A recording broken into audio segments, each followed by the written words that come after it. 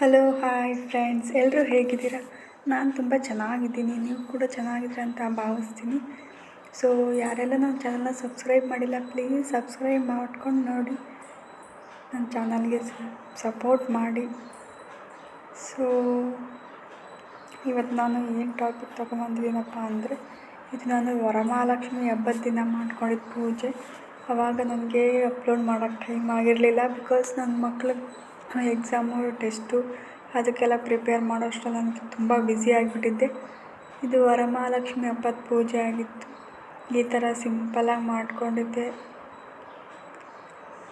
ಸಿಂಪಲಾಗಿತ್ತು. ಬೆಳಗ್ಗೆ ಬ್ರಾಹ್ಮಿ ಮುಹೂರ್ತದಲ್ಲೇ ಮಾಡ್ಕೊಂಡಿದ್ದೆ. 5 ಗಂಟೆ ಒಳಗೆ ನನ್ನ ಪೂಜೆ ಆಗಿಬಿಟ್ಟಿತ್ತು ಫ್ರೆಂಡ್ಸ್. ಈ ಥರ ಅಮ್ಮ ಕೊಡಿಸಿದ ಮುಖವಾಡನ ಇಟ್ಟು ಪೂಜೆ ಮಾಡಿದ್ದೆ. ನಾನು ಫಸ್ಟು ಮುಖವಾಡ ತಗೊಂಡಾಗ ಶಿವಾಲಯ ದೇವಸ್ಥಾನಕ್ಕೆ ತಗೊಂಡೋಗಿ ಅವರು ಸೋಮವಾರ ಬೆಳಗ್ಗೆ ಅಭಿಷೇಕ ಮಾಡ್ತಾರೆ ಶಿವಲಿಂಗಕ್ಕೆ. ಇದನ್ನು ಮುಖವಾಡನೂ ಅದ್ರ ಮುಂದೆ ಶಿವಲಿಂಗದ ಮುಂದೆ ಇಟ್ಬಿಟ್ಟು ಅಭಿಷೇಕ ಮಾಡಿ ಅಂತೇಳಿ ಕೊಟ್ಟು ಬಂದಿದ್ದೆ. ಮತ್ತು ಭಾನುವಾರ ಕೊಟ್ಟು ಬಂದಿದ್ದೆ. ಸೋಮವಾರ ಬೆಳಗ್ಗೆ ಹೋಗಿ ಹಣ್ಣು ಕಾಯಿ ಎಲ್ಲ ತಗೊಂಡೋಗಿ ಪೂಜೆ ಮಾಡಿಸ್ಕೊಂಡು ಮುಖವಾಡನ ತಗೊಂಡು ಇಸ್ಕೊಂಡು ಬಂದಿದ್ದೆ.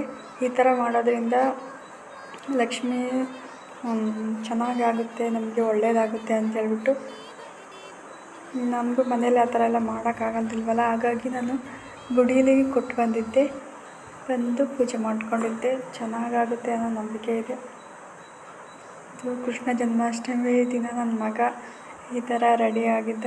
ಮನೇಲಿ ಪುಟ್ಟದೊಂದು ಕೃಷ್ಣನ ವಿಗ್ರಹ ಇತ್ತು, ಅದಕ್ಕೂ ಕೂಡ ರೆಡಿ ಮಾಡಿದ್ವಿ. ತುಂಬ ಚೆನ್ನಾಗಿ ಕಾಣ್ತಾಯಿತ್ತು.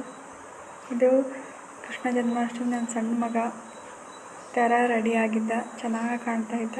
ದೊಡ್ಡ ಮಗನಿಗೂ ಮಾಡಬೇಕಂತ ಅಂದ್ಕೊಂಡ್ವಿ.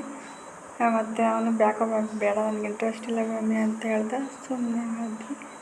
ಇದು ನನ್ನ ಮನೇಲಿ ಒಂದು ಸಣ್ಣ ನಾಯಿ ಮರಿ ಸಾಕಿದ್ದೆ, ಅದು ಏನಾಯಿತೇನೋ ಹೋಗ್ಬಿಡ್ತು. ತುಂಬ ಕ್ಯೂಟಾಗಿತ್ತು.